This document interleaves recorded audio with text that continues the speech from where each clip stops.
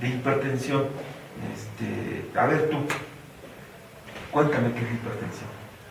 Bueno, la hipertensión es cuando tienes, cuando estás arriba de tus niveles, ¿no? de la presión arterial, que va bueno, la presión normal es de 120/80 y hay pacientes que tienen hipertensión y están en los niveles arriba de 150, etc. ¿150 qué? 150, puede ser 150, 90, 150, 100, dependiendo de cada paciente. Ajá. ¿Puedes agregar algo más, Jessica, para complementar? Bueno, lo que es la hipertensión arterial viene siendo también lo que es el equilibrio de la sangre, el ritmo de la sangre, dependiendo también lo que es, se compone en distólica y sistólica. Ajá. Depende de eso, que es la presión del fluido de la sangre, que es lo que podría también llegar a ocasionar si tiene una presión alta, una embolia, un derrame cerebral, ¿qué más podría ser esto? Un infarto. Un infarto se da por presión alta. Sí. ¿Un aneurisma tiene que ver con o son cosas diferentes? Son cosas diferentes, pero están relacionadas. Por ejemplo, la presión arterial es la elevación de la presión en la sangre.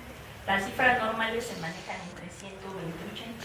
Arriba de esas cifras ya podemos considerar la presión elevada de la gente. Hay gente que va a tener síntomas y hay gente que no va a tener ningún síntoma. Por ejemplo, usted hablaba del enemigo silencioso, ¿no? Por ejemplo, la enfermedad silenciosa. Hay gente que a veces puede andar con la presión muy elevada y no tener ningún síntoma. A veces ni nos creen que traen la presión elevada. Ahora, si la presión en esa gente, por ejemplo, que la traen elevada y tienen un problema que es un aneurisma, pues eso puede debutar en una embolia o en un derrame cerebral. O sea, sí se relaciona. ¿Y la hipotensión? Sería lo contrario, sería la presión baja aquí en la sangre. Hay gente que a veces debe conocer su presión normal que maneja. Por ejemplo, a lo mejor ella es una persona que está delgada, o su presión a lo mejor manejaría 100, 170. Su presión baja a lo mejor para ella andaría como en unos 90, 60. O más, o 80, 50. ¿no? Entonces el periodo de la constitución varía. Exactamente. A ver, y en ese sentido, yo estuve leyendo, aquí en Mercadotecnia nos manejamos el que se llama el Patient Flow, que en español sería el flujo de atención del paciente. Ajá. Y estuve leyendo un articulito del IMSS que hay primer nivel. Y el primer nivel, por lo que yo entendí, es desde que llega el paciente a la clínica, cuántos pasos o procesos o partes lleva como un semáforo, como un caminito, ¿no? Exactamente. ¿Tú te sabes el caminito que debe llevar a un paciente de hipertensión en primer nivel? ¿Tú sí, Jessica? ¿Me lo puedes contar, por favor? Bueno, el paciente acude el primer nivel para empezar es el nivel de atención primaria, se le llama, que viene siendo por ejemplo los centros de salud, la Cruz Roja, bueno, hay unas que son nada más atienden como consulta general, se les llama. Casi siempre lo que son centros de salud, lo que hacen es, ¿cómo se le puede llamar? Dividen, por ejemplo, hipertensión, diabéticos. Cuando son de hipertensión, llevan un régimen de consultas. Y lo que hacen es, por ejemplo, no, pues tienes consulta cada semana, cada 8 o cada 15 días. Y les llevan una tarjetita donde van apuntando sus presiones arteriales, donde llevan sus medicamentos, toda esa situación. Cuando ya llega a pasar de que son situaciones que ya son presiones muy altas, que no se pueden controlar, que ya empieza con problema de una embolia o algo, ya lo pasan al segundo nivel. ¿Qué es el segundo nivel? El segundo nivel ya es zona hospitalaria, pero todavía no es, o sea, ahí nada más, digamos, pues especial, no, ese es tercer nivel, pero segundo nivel ya es cuando hay hospitalización, cuando ya hay internistas, cuando ya hay un servicio de urgencias, que los pueden, quirófanos, todo eso ya es un segundo nivel. ¿El primer nivel nada más es en instituciones de salud públicas o también las privadas tienen primer nivel? Pues un primer nivel podría ser hasta una consulta normal, un consultorio. Entonces... Un salubridad, DIF, por ejemplo, nosotros ahí en Cristina Pacheco también somos primer nivel. Si nosotros, por ejemplo, un paciente hipertenso que ya mucho tiempo no se controló, llega a desarrollar una embolia, insuficiencia renal, un infarto, a lo mejor que también le dio, nuestra obligación es canalizarlo a un segundo nivel. ¿Para qué va a ir ese segundo nivel? Para que lo vea un internista o un cardiólogo, ya un especialista, para que empiece a tratar su proceso de enfermedad, porque esa ya es una complicación, por ejemplo, de la hipertensión. Las complicaciones de la hipertensión puede ser que uno le dé una embolia, un infarto, insuficiencia renal, le falle uno la vista, le dé una retinopatía hipertensiva. Entonces ya tiene que canalizarse a un segundo nivel para que ya lo vea un especialista y empiece a tratar su problema. Debo de entender entonces que la hipertensión en un primer nivel es bien atendida y siempre y cuando el paciente coopere no se presentan o se disminuye la probabilidad de las complicaciones. Así es, de las reacciones adversas. Pero si el paciente no se toma la pastilla, no cuida su peso, pues entonces van a presentar esas complicaciones. Retomo. El primer nivel es tan simple como lo dijo Jessica, que llega, consulta y se canaliza. ¿No tiene más pasos? ¿No es más detallado? Sí, es más detallado porque hay que abrirle un expediente, hacerle su historia clínica. Entonces ya el paciente va a ir cada mes o cada 2 meses para estarle controlando su peso, que su presión esté controlada, que su riñón también esté trabajando bien.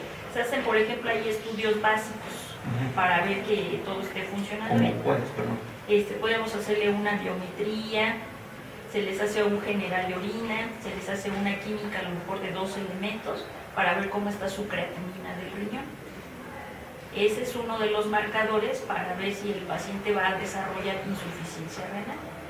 Al paciente hipertenso, por lo menos cada año, se le tiene que hacer una radiografía de tórax para ver que no tenga crecimiento del corazón y un electrocardiograma para ver que no haya tenido eventos cardíacos. Entonces eso a lo mejor lo podemos hacer en un primer nivel. Si nosotros ya vemos que ese paciente, a pesar de que se le está mandando su tratamiento, que se le está controlando el peso, nosotros vemos que ya empieza a tener alguna falla, nosotros ya lo tenemos que canalizar con un especialista, y ya va al segundo nivel, ya va a un hospital, para que lo vea el cardiólogo, lo vea el nefrólogo, lo vea el internista, lo vea el oftalmólogo, para ver qué problemas tiene la vista. De acuerdo. Otra pregunta, ¿hay también una atención farmacológica a nivel farmacológico también hay un proceso de atención? Me refiero, hay como que una batería de medicamentos que se les da a los que se les detecta por primera vez. Sí, incluso lo primero que a veces se les ofrece pues es dieta, ejercicio, y si ya la presión la traen elevada, entonces ya se empieza a medicar. Pero primero tenemos que dar los cuidados básicos, explicarles qué es su enfermedad y por qué es importante que tomen la pastilla. Ya dependiendo de eso, si nosotros vemos que su presión está elevada, ya lo empezamos a medicar. Ok, entonces debo de entender, llega el paciente a consulta, se le dice tienes la presión alta. Primero trabajamos con dieta, ejercicio y alguna... La dieta más que baja en sales, algo así, ¿no? Y que coma más de otras cosas, me imagino. Más vegetales verdes, que le baje a las grasas animales, o sea, se le da una recomendación. Que le baje a los tacos y a la Coca-Cola. Exactamente. Okay. ¿Y los medicamentos que se les dan de entrada son determinados o cómo es esto? Son dependiendo sus características, porque hay muchos pacientes que a veces también les da miedo ir al doctor. Cuando llegan al doctor, se llama el efecto de la bata blanca. Cuando llegan al doctor y que les van a checar la presión, o a veces llegan y no los dejan ni siquiera descansar los 15 minutos que se den. Los pasan y traen la presión muy elevada. A ver, ¿descansar de qué o cómo? Bueno, para realizar, por ejemplo, una toma de presión, el paciente por lo menos debe haber descansado 15 minutos. Sentarse a la altura de una mesa y a la altura de una mesa le van a tomar su presión. O sea, no se toma la presión nada más así llegando. No, pues no, que a lo mejor camina mucho como ahorita nosotros, ¿no? Es que yo me acuerdo, bueno, valga el ejemplo, yo hacía antes estudios con electroencefalogramas y para tomar un electro teníamos que dejarlo como 3 minutos, porque cada quien tiene sus niveles cognitivos o de envío de señales neuroelectrónicas, por así decirlo, en cierto nivel. Entonces teníamos que esperar para que fuera la línea base del sujeto. Ya desde su línea base ya sacábamos el electroencefalograma. Es que me están avisando que no estoy terminando.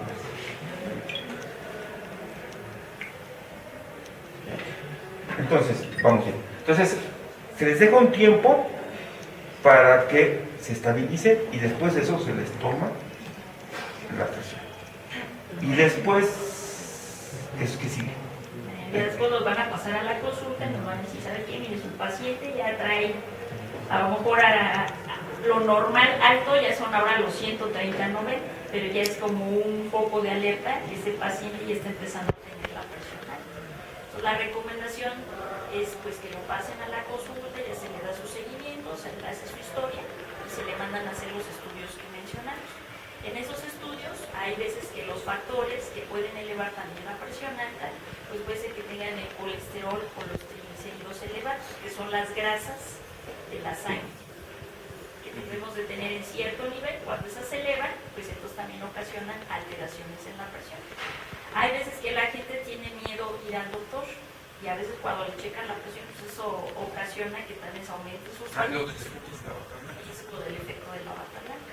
Bueno, y una vez que le dimos dieta, una vez que publicaciones digamos que la presión no baja, ¿cuál es el medicamento que tenemos? O los medicamentos. No, pues ahí tenemos varios. Tenemos los inhibidores de las ECA, se llaman.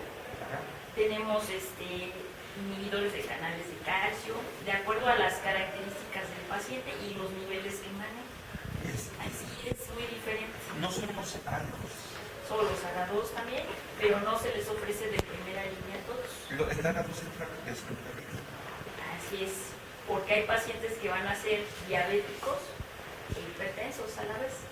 Entonces el paciente que es diabético e hipertenso es al paciente que se le va a ofrecer un ARA2. ¿Por qué? Porque el ARA2 le va a cuidar todavía más el riñón. Al paciente diabético, haga cuenta que pues, va a quedar desprotegido su riñón. Entonces un ARA2 le va a cuidar más todavía su riñón. Ajá. Entonces, dependiendo las características de cada paciente, se le va a enviar el medicamento. Ahora, de medicamentos, por ejemplo, de entrada siempre se trabaja con uno. Hay veces que sí, y hay veces que hay que combinarlo con un diurético para que también le ayude. Pero me refiero específicamente a medicamentos para la hipertensión. No, se pueden combinar hasta 4 medicamentos. Hay gente que es de muy difícil control, pero de inicio debe ser uno. ¿Tú sabes de esas combinaciones? Bueno, es que, por ejemplo, hay veces aplican, por ejemplo, el Nalapril, Captopril y Furosemide. Por ejemplo, como dice, es un diurético para que no tengamos esa situación que empiece